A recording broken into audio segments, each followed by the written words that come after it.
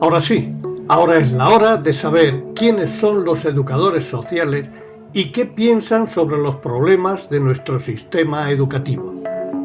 La cuestión que preocupa en nuestro sistema educativo es el altísimo abandono escolar que tenemos, ¿no?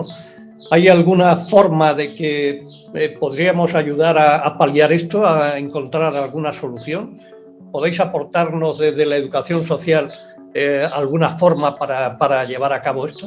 Pues el problema del abandono escolar es un problema complejo y tan complejo como que tiene muchísimas soluciones. Una de las que se me ocurren a nivel más macro sería la reducción de ratio. No está en nuestra mano como educadores y educadoras cambiar eso, pero sí que está muy conectado con nuestra labor. En un nivel más intermedio, atender a estos alumnos dentro del aula de una forma diversa, con distintas metodologías, también sería otra forma de abordarlo. Tampoco eso está en nuestra mano directa, pero sí que ahí tenemos un papel muy importante, que es complementar al profesorado para que ese tipo de metodologías, que muchas veces nosotros dominamos bastante bien, se puedan implementar. Un ejemplo es el aprendizaje cooperativo. Por último, nuestra labor, estoy intentando ir a 3 niveles, a nivel individual, y con esto con los otros 2 niveles.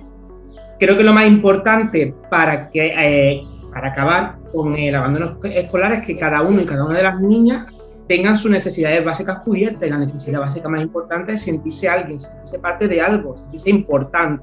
Entonces, si yo estoy en una sociedad donde la educación no se le da importancia y me hacinan con 30 chavales, si mis maestros ni maestras no tienen la posibilidad de implementar la mejor estrategia pedagógica para que yo aprenda los Reyes Católicos, ¿cómo me voy a sentir importante?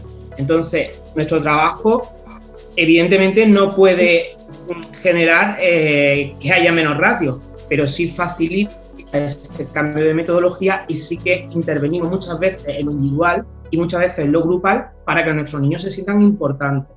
Y eso para mí creo que es el primer ladrillo de acabar con el abandono escolar. Por complementar un poco de lo que dice Rafa, si puedo intervenir, Paco, creo que una de las cosas que podemos hacer, que de hecho hacemos y que además se nos da bien porque es una de las líneas que habitualmente trabajamos, sería el acompañamiento. Y el acompañamiento del alumnado en el tránsito de la primaria a la secundaria, que es donde suele darse este abandono, ¿no?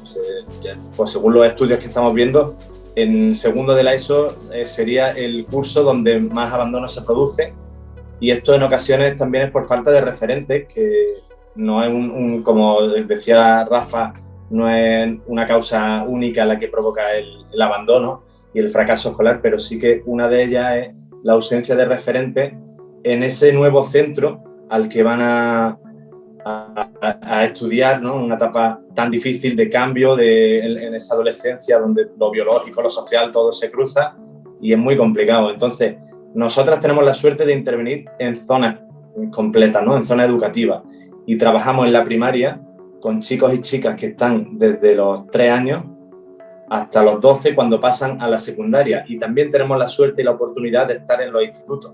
Entonces somos un nexo de unión que sí que tranquiliza mucho al alumnado, que podemos acompañarle en su proceso, que tenemos un vínculo establecido ya con la familia de muchos años, y entonces creo que ahí sí que somos un pilar fundamental para fortalecer eso. No se nos debe olvidar, ¿no? Y hablando de datos, que Andalucía se encuentra a la cabeza de España con el 21,8% de abandono escolar del total de alumnado. Ya España está de por sí a la cabeza de toda Europa, ¿no? Somos líderes en esta desgraciada categoría. Entonces, o nos lo tomamos muy en serio o de verdad trabajamos y entendemos este acompañamiento también de una forma comunitaria, ¿no? Porque no solo tenemos que ser las educadoras y educadores sociales de la escuela de educación, sino que se tiene que acompañar también desde los servicios sociales que existen en cada uno de los distritos, de los barrios donde estamos trabajando, incluso desde las asociaciones vecinales, desde la AMPA. Tenemos todo el mundo que empujar y poner un poquito ahí de sostén y facilitar a este alumnado para que pueda titular en ocasiones. Un instituto es una auténtica carrera de obstáculos. Claro. Y somos conscientes quienes hemos estado por esos espacios y hemos estado viéndolo, hay muchísimo y muchísimo alumnado que se queda fuera, se queda, como decíamos antes, en las cunetas del sistema. Y eso tenemos que cambiarlo si queremos conseguir que en el futuro, como decía Eva, pues no estén en una situación peor, ¿no? Sus condiciones de vida no sean más penosas. Ya. Oye, Miriam, antes también estábamos hablando de que yo tengo la impresión desde fuera, corregirme vosotros, desde fuera tengo la impresión de que se os pone en muchos lugares a la vez. Es como la necesidad de decir, no, si aquí hay un educador social, pero eso hace que vuestro trabajo no pueda ser muy efectivo. Es decir, la problemática que hay en centros tan sobrecargados como los que tenemos y tenéis que estar, no sé si en 2, 3 centros, cuéntanos un poquito tu experiencia al respecto, a ver si esto es así o no. Bueno, yo voy a poner un poco el ejemplo que suelo tener un año normal, un año que no tiene pandemia. Este año nos ha tocado vivir, desgraciadamente, esta situación, entonces no intervengo en tantos centros, solamente intervengo en 2, en un instituto y en un centro de primaria. Pero normalmente, cuando no existe la pandemia, intervengo tanto en un IES que tiene unos 1000 alumnos, digo los datos del alumnado para que se vea un poco, ¿no?, el volumen de trabajo o de personas que estamos allí, ¿no? Pues el instituto tiene 1000 alumnos y 3 centros de primaria. Bueno, es muy difícil trabajar con ese volumen de trabajo, con 3 centros de primaria y un instituto es muy complicado. Yo creo que muchas veces quienes hacen las normativas y hacen las leyes no entienden bien cuál es nuestro trabajo, ¿no? y cómo trabajamos los educadores sociales, sobre todo el campo de lo social, como antes ha dicho Manu y también creo que Eva y Rafa. No hay un conocimiento real de cuál es nuestra figura, de cómo intervenimos y cómo se interviene en el campo de lo social. Nuestro trabajo es un trabajo a largo plazo y los resultados no se obtienen de un día para otro, con lo cual necesitamos convertirnos en referentes. Cuando tú pasas un día a la semana o media jornada en un centro educativo, ¿cómo te vas a convertir en referente? ¿Cómo vas a tener la posibilidad de transformar esa realidad? Cuesta mucho tiempo si se hace en las condiciones en las que lo estamos haciendo ahora, ¿no? Entonces muchas veces eso provoca frustración en los educadores y en las educadoras porque queremos hacer más pero no llegamos, es imposible, ¿no? En alguna ocasión, tanto con Rafa como con Manuel, hemos comentado que lo ideal sería tener un instituto y un centro de primaria, porque realmente ahí podríamos trabajar ese tránsito que es tan importante y hacer ese acompañamiento que llevaría al alumnado de primaria a secundaria, ¿no? Y es probable que si lo hiciéramos así, la garantía de éxito fuese bastante grande, ¿no? Pero bueno, las realidades que tenemos son las realidades que tenemos, que además, como antes se había comentado, alguien lo ha mencionado, en cada provincia de Andalucía se funciona de una manera diferente. Y bueno, pues nada, una vez más, nosotros intentamos decir cómo nos gustaría que se hicieran las cosas, pero bueno, las cosas de Palacio van despacio. Ya. Oye, Eva, exactamente en el terreno educativo, vuestras misiones, ¿cuáles son? ¿Y cómo se diferencian de las misiones que lleva a cabo una orientadora? Pues nuestras funciones, las agrupamos en ámbitos un poco, ¿no? Pero yo me gusta como resumirlos en 3, ¿no? Como 3 grandes ámbitos que son, pues, todo lo que es la prevención del fracaso y el abandono escolar, del que estábamos hablando, ¿vale? Todo ese trabajo de prevención que va muy de la mano del trabajo directo con el alumnado y sus familias que está en riesgo de abandono, de exclusión social, que tienen dificultades en esos niveles, ¿no? Y luego, pues, todo el tema de la convivencia, ¿no? O sea, la tercera, digamos, pata sería la convivencia. Que al final van muy unidos todos, porque lo normal que suele pasar es que te encuentres con un chaval, una chavalita, niño, de un ambiente desfavorecido, con una visibilidad de las cosas, una visión de la escuela por parte de la familia negativa, porque ellos mismos tuvieron lo que tú decías antes, ¿no? Una imagen, ya tuvieron una experiencia negativa en la escuela, con lo cual vienen con los padres con todo su paquete de prejuicios hacia la escuela y con todas sus reticencias, ¿no? Y como aquí este no es mi sitio, ¿no? Entonces, lo normal que se dé es eso, una familia que llega con reticencia a la escuela, con mucho más riesgo de fracaso escolar que otra familia, con otros factores de protección más, que no estén en ese riesgo, que ese mismo niño en un determinado momento desarrolle problemas de convivencia que le alejen aún más del sistema educativo y que le hagan estar incómodo en ese sistema porque no se sienta a su sitio, no se entienda. Pues eso, el que al final no tiene pertenencia, no tiene ese sentido de pertenencia que todos necesitamos para sentirnos cómodos y para poder aprender algo, para poder crecer, simplemente desarrollarnos. Ya no es aprender, ya es desarrollarnos como personas. Y claro, pues eso muchas veces acaba en ese asentismo, ¿no? Y en ese abandono. Entonces, al final, las tres, no es que trabajes, yo es que con esta familia trabajo en este ámbito, con esto trabajo en el otro, es que se trabajan en conjunto, ¿no? Es como que al final, a mí como lo vivo yo es que yo cojo, acompaño a una familia. Además, ahora que estamos en primaria, nosotros aquí en Marbella hemos estado, bueno, en Málaga en general, en toda la provincia, hemos estado 13 años en secundaria y ahora hemos pasado hace un par de años a infantil y a primaria, ¿no? Entonces, nos han negado la secundaria, que es una de las luchas que tenemos, ¿no? Pero a mí lo ideal sería lo que dice Miriam, ¿no? Pues coger una familia, que a veces incluso ya has tenido a los hermanos mayores, ¿no? De esa persona, coger a esa familia y acompañarla años, ¿no? De escolarización y entonces afianzar, dar confianza,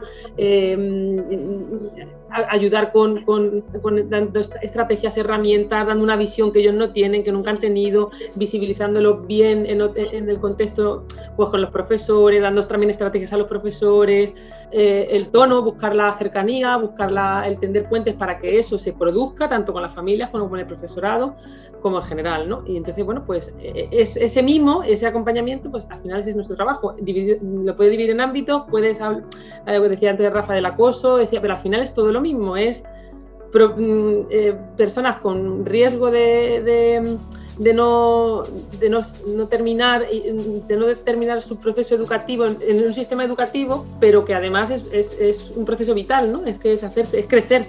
Es crecer de una manera sana o hacerlo de una manera pues más patológica y más que te lleva pues a la exclusión, a lo que hablábamos antes, ¿no? O hacerlo de una manera pues sana, armoniosa, en un entorno pues que te apoya y que además pues respeta tu diversidad, tu diferencia, tu forma, y que te pues eso, que no te excluye, que está contigo, ¿no? Y que te forma para esa sociedad que todos necesitamos. Al final es eso, para mí es el trabajo. Está claro, pero ahora mismo, Manu, educadores sociales, ¿esto es una cuestión solo andaluza, de la comunidad andaluza? ¿Existe en todas las comunidades? ¿Cuántos educadores sociales más o menos sois? Creo que se os había prometido unas cosas que luego después no se han cumplido. ¿Cómo está ahora mismo esta situación? Pues mira, aquí en Andalucía pues se comenzó en el año 2007, finales del año 2006 realmente, y comenzamos siendo no recuerdo el inicial, el número inicial 34, exacto, Manu. 34, ¿no? Como experiencia piloto. Ya en los años posteriores nos incorporamos 68 compañeras y compañeros educadoras sociales. Fuimos una de las primeras comunidades, una comunidad autónoma pionera en la implantación de la figura de la educación social dentro de la escuela pública. Solo estaban por aquel entonces Extremadura y Castilla-La Mancha habiendo iniciado esta etapa y nos parecía a todas las que estábamos vinculadas al mundillo socioeducativo que esto iba a ser la tendencia y que esta era la lógica, ¿no? Que ante situaciones tanto de alarma social que se habían creado como realidades problemáticas como podrían ser el acoso, la convivencia en los centros, el abandono, pues nuestra figura era esencial y íbamos a estar ahí cada vez más presentes. Esto no ha sido así en Andalucía y por contra nos han ido adelantando comunidad autónoma tras comunidad autónoma, ¿no? Aquí hemos menguado casi a la mitad de quienes empezamos y en otras comunidades pues se ha ido implantando con distintos modelos. En ocasiones desde la función pública como ha sido el caso de tanto de Extremadura como de Castilla-La Mancha, como que he mencionado antes, donde ya hay educadores en cada instituto, que esto es una apuesta que se ha hecho bastante firme. Pues en otras comunidades como pueden ser Cataluña, País Vasco, el acercamiento o la vinculación de estas figuras viene también quizás desde los servicios sociales o a través de distintas entidades, habiendo externalizado el servicio, pero como una presencia X dentro de la escuela, ¿no? Que aquí estamos muy lejos de tener. Entonces, bueno, pues a día de hoy volvemos a estar en el furgón de cola, ¿no? Cuando empezamos siendo pioneras dentro de esta batalla de la educación social dentro de la escuela, y se nos prometió que en el año 2012, como mencionábamos antes, íbamos a ser 200 educadoras sociales y quedamos 34. Yeah. O sea que vamos mal. Rafa, lo que todavía no entiendo con claridad, porque yo soy torpe seguro, pero ¿qué diferencia hay entre el orientador y el educador social? Porque a veces cuando voy a los centros son los orientadores los que me hablan del mismo campo que vosotros me estáis hablando. No sé, explícame un poquito dónde está la diferencia clave entre orientadores y educadores sociales. Para entender la diferencia hay que entender que nuestro trabajo es muy interdisciplinar. Entonces hay muchos ámbitos y muchas áreas en las que el trabajo de un orientador se solapa con el de un educador social. Pero casi que exactamente igual que muchas veces ocurrirá casi con un profesor. Es decir, que muchas cosas que nosotros hacemos que también puede hacer un profesor y viceversa. La gran diferencia es que nosotros, por un lado, no estamos regulados a nivel de normativa, es decir, un orientador tiene un A, un B y un C que hacer, está todo muy cerrado. Nosotros somos técnicos, nosotros evidentemente no nos podemos saltar ninguna normativa, pero nosotros decidimos cuál es nuestro trabajo, porque tenemos la formación y la posición, y mi posición me permite que al tener un vínculo con ese alumno, con esa alumna, la información que yo le voy a dar le llegue de una forma más directa que la de un orientador. El orientador entra en clase y dentro de su programa pone que tiene que dar la información sobre las distintas salidas profesionales. No es lo mismo que te lo digan a ti porque eres tú, porque eres importante, porque hay un vínculo con el profesional, a que te lo digan en la gran masa.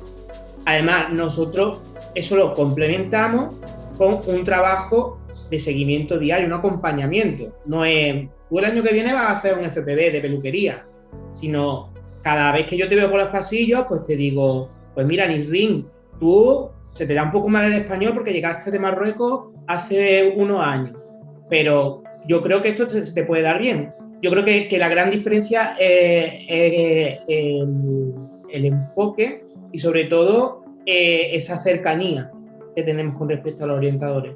¿Por qué no os dirigís directamente a la sociedad de la que formamos parte y dejáis un mensajito? Porque a mí me tenéis convencido, yo estoy convencido de la necesidad que tenemos de vuestro trabajo, pero me parece que hay gente que todavía no sabe verlo con claridad. Así que, ¿por qué no mandáis un mensajito ahora a ver si esto nos ayuda a entender mejor el trabajo que vosotros estáis llevando a cabo? ¿Quién empieza? A ver, Miriam, venga. El mensaje. Ojalá pudiera poder transmitir todo lo que llegara directamente y consiguiera que supieran por qué tenemos que estar en los centros educativos y por qué tenemos que estar en educación. Lo más importante o lo que yo resumo, creo que somos una pieza clave, que somos esenciales, que es verdad que no hay nadie imprescindible porque podemos irnos, pero ese hueco debería reemplazarlo otro educador o otra educadora social. Las personas, yo, Miriam Ríos, no soy imprescindible. La figura del educador y de la educadora social sí es imprescindible en educación. Entonces, hacemos una labor esencial en educación para intentar transformar las realidades de muchos chavales y chavalas que no están en igualdad de oportunidades que otros muchos niños y niñas que sí cuentan con una familia y con un entorno que les ayude, les facilita a conseguir determinados objetivos, ¿no? Que tener unos estudios, que tener una vida saludable, como decía antes Eva, que tengan un crecimiento y un desarrollo sano. Entonces, creo que nuestra figura es esencial en educación para intentar ser un nexo de unión entre todos los miembros de la comunidad educativa e intentar que se produzca esa transformación en educación, ¿no? Eso es lo que yo considero y ojalá se lo transmita, porque es verdad que me pongo un poquito nerviosa, pero bueno, a ver si llega ese mensaje y a ver mis compañeros qué dicen. No. El primero siempre es el que tiene que hablar un poquito más así. Los demás ya te hemos escuchado y a lo mejor ya eso nos ha orientado. Manu. Bueno, pues yo creo que si los educadores y las educadoras sociales vamos y podemos aportar algo a la escuela, siendo esta imprescindible en nuestra sociedad, creo que debería ser ese cambio de cultura dentro de la propia escuela, ¿no? Una escuela que aún sigue un poco anclada en la enseñanza, en las clases magistrales clásicas, ¿no? Unidireccionales, donde se vuelcan contenidos memorísticos. Nosotras somos una pieza angular ahí, somos una palanca de cambio que permitiría que las dinámicas se estableciesen de una forma diferente, que el aprendizaje fuese más dialógico y sobre todo que posibilitase la participación no solo de la familia dentro de la escuela, sino de la comunidad completa, ¿no? Que rodea a ese centro. Nosotros somos agentes de transformación social, agentes de desarrollo comunitario, y tenemos que derribar un poco los muros que separan a día de hoy a una escuela que está casi un poco fuera de la sociedad, que no está mirando lo que está ocurriendo en la casa de al lado, del vecino, de la vecina, y ahí estamos nosotras, ¿no? Con una perspectiva que vincula a las distintas administraciones, que tenemos una capacidad de visión un poco más global que la que pueden tener otros profesionales dentro de las escuelas, y creo que si queremos que haya una educación pública y de calidad, la educación social tiene que estar dentro y fuera de la escuela. Me parece la frase clave. Rafa. Yo creo que nosotros y nosotras somos una garantía de que se están protegiendo los derechos de los niños y las niñas. Es decir, un cole con una educadora social, es un cole donde hay una cierta garantía de que por lo menos se vela por esos derechos. Hablo del derecho a la educación, que en un cole es lo más básico que hay, porque evidentemente pues, nosotros luchamos porque todos los niños y las niñas vayan a clase y lo disfruten y sea algo enriquecedor, pero lo extiendo, derecho a la protección, derecho al juego, que algunas veces se nos olvida que es fundamental, derecho al desarrollo. Es decir, un educador, una educadora social en un cole es garantía de que se está protegiendo a muchos menores. Eso, animar, o sea, porque ya que decías que hacer un llamamiento, ¿no? Pues yo estaba pensando que ya además como yo va a ver gente de Marbella, ¿no? Porque es una televisión local Sí. y bueno, pues que dirigirme directamente a ellos, ¿no? Que son los papás, las mamás, los profesores, los niños de Marbella. Y era pues eso, animar a las familias a la participación, a que no se sientan, o sea, que sientan la escuela como un espacio que pueden ocupar, que lo sientan suyo y que se organicen, que creen AMPAs, que los fortalezcan, porque al final no podemos solos, o sea, aunque estemos los educadores sociales, si no están ellos en las AMPAs, si no está esa apertura de mentes, de los profesores que también, pues eso, que pongan que se unan, ¿no? Y que también pongan sobre la mesa sus dificultades, y entonces que al final haya una petición, o sea, que sea una petición masiva, ¿no? Pues eso, de que queremos todos una educación mejor porque sabemos que es garantía de una sociedad mejor y que bueno, pues que al final eso, que para tenerlo todos tenemos que poner un poquito. Nada, gracias a todos, chicos, por estar y a ver qué... Muchísimas gracias. A vosotros, muchas gracias. Muchísimas gracias a todos. Gracias. Y ánimo, Muchas gracias, Paco. que vuestro trabajo es realmente muy necesario. A ti te tenemos convencido, Paco. Yo estoy convencido. Yo desde que empecé a escuchar las noticias que me hablaban de Eva, y tenía muchas ganas de conocer quién era Eva. sobre todo en el Victoria Kent, pero también me llegaron noticias de Río Verde, Eva. Fíjate. Gente que he conocido y que me ha dicho, ¿no? Realmente hasta que no llegó Eva, mi hijo andaba un poco perdido, ¿no? Y eso siempre es muy agradable de escuchar, ¿no? Así que pues sí, yo estoy convencido. Pues nada, me alegro mucho. Igualmente. Gracias a todos y a ti, Paco, por visibilizarnos y por darnos voz. Bueno, Venga. que lo vamos a intentar. Lo vamos a intentar Eso. a ver qué tal salen las cosas, ¿vale? Vale, seguro que bien. Perfecto. Rafa, hasta luego. Muchas gracias. Gracias. Hasta aquí nuestro programa de hoy. Esperamos haberos ofrecido suficientes argumentos para que podáis valorar el trabajo que están llevando a cabo los educadores sociales. La próxima semana volveremos con nuevos temas y nuevos protagonistas. Hasta entonces, que tengáis una feliz semana.